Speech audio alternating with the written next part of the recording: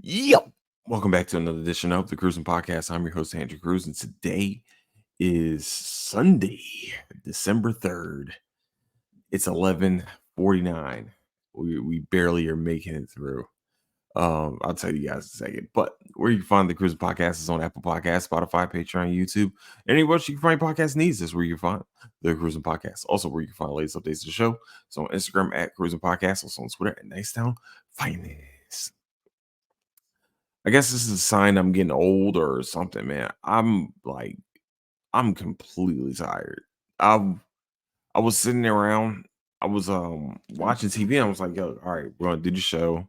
And then Phil, we're gonna do the show, have everything planned out, all the rest of the cool stuff. And I planned everything out, got some food, did all this other stuff, and then I messed up and I don't know how, but I just went to sleep. I was sitting there at 1 minute I was good, and then next I was practically knocked the fuck out. And I'm just sitting around, I'm just like, oh. I woke up and I was like, yo, it's like, whoa, hold on. How much time has passed? It's like time travel, man. It's crazy. But yeah, I was sitting around and so I was like, all right. So I get up, I'll go and I got these little ice cream bars now. They're healthy. Don't get it twisted. Calm down. But I got these little ice cream bars, and it's like white chocolate, and that's one of my favorite types of chocolate. I'm sure it's probably the worst for you, but I love me some white chocolate. If you guys looking to give me a Christmas present, white chocolate would definitely be the thing that would break my day. But um, I was sitting around. I was like, yo, this is I don't know what's going on, but like I need to get the show out. So my problem is that I sat down, I'm rewatching the original Squid Games, and I'm watching it, and I didn't even know I did this, but I went to sleep again. I wake up and I'm like, oh shit, I'm about to mess up. I'm about to mess up the days. Which, guys, I ain't gonna, I mean, we might be going to sleep, but we ain't folding like that. But I just was like, man, I'm just so physically and mentally drained. I don't know why. I'm just so tired today. Like today, I'm just really tired. I feel my eyelids are shutting right now as I'm talking to y'all. So it's just like, man, I don't know. I don't think it has anything to do with doing 25 straight days of podcasting. I really don't. I think there's other extenuating circumstances that have been going on. I took my allergies were kicking my ass this morning too, which is the first time this season, like this winter, well, close enough, well, fall, I guess. This fall season that I'm sitting here and my allergies decided to start fucking with me. And those also drain the shit out of me. Like, I don't know what it is, but like I guess just constantly sneezing and all the rest of that shit, like it just takes a toll, and I'm getting tired like now.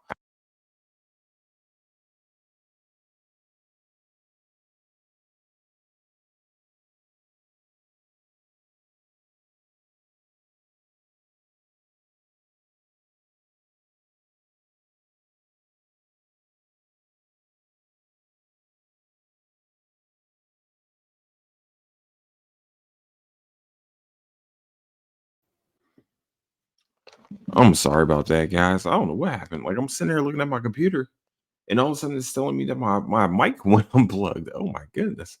Um, so it might be a little bit of technical difficulty going on here. Hopefully, it didn't unplug on me while I was have my little rant there. But I'm just saying, man, I don't know. I'm getting old. That's what it is. I'm just getting old. I'm falling asleep everywhere. I'm going to taking naps. Hopefully, it's not like narcolepsy I've developed. That would suck. I would hate to develop narcolepsy. That sucks. Just in case people don't know what that is, it's when people just suddenly go to sleep. I know it's not probably a real thing that they just fall asleep. If you guys have watched, what was it, Shallow Hal? Yeah, it was Shallow Hal, where he was dating all the different chicks, dating all the different girls, and the one the- no, that wasn't Shallow Hal. Which one was it? 51st? Nah, I can't remember 51st dates. It was the one where the chick was about to go to sleep in the bowl and like he tied her hair to the back of the thing. I think it was Shallow Hal with Jack Black. I think so. Somebody was trying to make Jack Black into like a sex symbol or something, or make him one of those like player people. And he didn't he get like a curse. No, he had Tony Robbins kind of like hypnotize him inside of the elevator to like see the inner beauty in everyone because he was so jaded or something like that. Like he only looked for appearance when he was dating females. And like he was started dating the really big girl and then but he can only see her as Gwyneth Paltrow. Yeah, if you guys actually it's a pretty funny movie. That was yeah, that's the I think that was that one. Where no, you know which one it was? I know what movie it was. It was Gigolo. It was Deuce Bigelow, Mel Gigolo. That's what it was. The girl that was going to sleep, and that's exactly what it was. Well, Rob Schneider. He was the girl. They went bowling. I think the first time, and she's like, I have this thing called narcolepsy. She's like, what is that? And she goes to bowl, and the ball goes with her. She falls asleep as she goes to bowl, and like mid swing on her upward swing, she falls asleep and starts sliding down the ball. Yep, that's what it was. It was Deuce Bigelow. Oh my goodness. Even in this tired state, I'll remember some shit. Okay. Yeah, get the fuck out of here. Deuce Bigelow, actually, fantastic movie. I do have to say, what was it? Like he wasn't a gigolo that was having sex with women. He was like just one of those that like you pay for my time type people. I'm not gonna lie to you, man. Rob Schneider killed it in that role. That was a really good movie. Actually, he had a few sneaky good movies that people slept on. I think he had some. Oh, man, that's wild. I'm going to dive into talking about Rob Schneider a little later, man. That dude was funny. He's been funny. Wow, man, he was good in 51st dates. He had what hot chicks, hot girl. Was it a hot chick or hot girl? One of the two. Animal, where he got like the animals all like into his body or something like that. He could turn into any animal. I think he was like a cop or something like that. I just man, oh wow, it's been so long since I've seen these movies. Okay, sorry, late 90s kids. I know you guys are like, man, that sounds ridiculous. But when you are like 10 to between 10 to 13 years old, these things are funny as hell because you don't know what's going on. But all right. So to for this episode, what we're gonna do, what are we supposed to talk about? Supposed to talk about something else entirely, but I want to talk about the CFP a little bit today and how Florida State got fucked and I mean fucked hard. And I mean like, the fucking where it's just they did not want that at all. And that happened anyway. Like that was some real bullshit. Like wrong hole type fucking. You know what I'm saying? Like that's that type of fucking. I'm sorry. I didn't mean to talk about yeah, going to the yeah, whatever. But I'm sitting here watching it, I'm just like you see Michigan number one. Of course, they've been the best team. They've been one of the best teams all year. They went undefeated. Okay, they're number one. Number two, we see Washington, which there is an argument to make them number one, but I think that this is where the CFP kind of got it right. The selection committee got it right. I think that Michigan had a little bit more tougher stretch to go, even though that the Pac-12, even in the Pac-12's final year, I think they showed the fuck out this year. You know what I'm saying? But I think we found out USC wasn't that good. Arizona is ranked. They were a little bit better than we thought. Colorado, of course, was not as good as we thought they were going to be. I'm sorry. Washington State since Mike Leach left has not been the same team. It's just Washington had a pretty easy schedule except for having to play Oregon twice. Um, Michigan had pretty daunting schedule. They remember they had to go into Happy Valley. They had to play against Ohio State. Of course, Ohio State has one of the best players in the country. Maybe, yeah, but probably the best player in the country that, is Marvin Harrison Jr. for sure. Um, I don't know. Big Ten might be a little bit harder to me, but yeah, if you teach his own on that one, you can flip flop them any way you want. But I really do think that Michigan is the number one team in the nation, and yeah, and Washington is number two. Now here's where it gets tricky. The tricky part is that you have Texas who blew Oklahoma State the fuck out in their championship game. But but they have one loss in their record, which is to Oklahoma, which Oklahoma once again ranked in top 15. That's cute. I think style points wise, yes, Texas does have style points. I will say this. They beat Alabama. Uh right, yeah, they beat Alabama. They lost to Oklahoma. They destroyed Oklahoma State. Um, I I would put them there at number 3 if you allowed me to put Florida State in number 4 because they were undefeated. They're a Power 5 conference. I'll get on to that one in a second. So number 4 in the country and the final CFP rankings was Alabama. Now, the Crimson Tide is a great I could almost say organization. They're a great team. Very, very great team. They have dynasty type shit going on with Nick Saban as the coach, all the rest of that cool stuff. That's awesome. My problem with Alabama getting into the playoff is that they still lost to Texas. They still had to escape Auburn. And it to me, sorry, I think that a team having an injury to a quarterback should not mess the ranking up, in my opinion. I agree with Booger McFarland. I feel like if I worked so hard all season, what you're trying to tell me is that my season didn't mean shit winning all the games.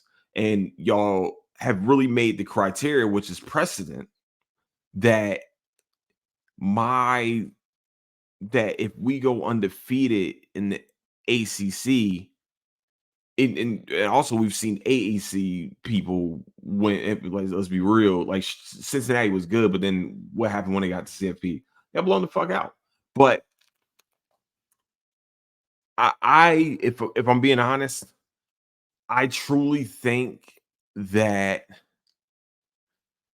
I really think that Florida State should be in there. I know everybody wants to say, "Well, you want to put the best team, you want to put the best team in there," and that's Alabama. Now, it's not about best team in that situation because we're talking about best team. Best team has the best record, and the best record, top 3 records are undefeated in Power 5 conferences, and they are also a conference champion.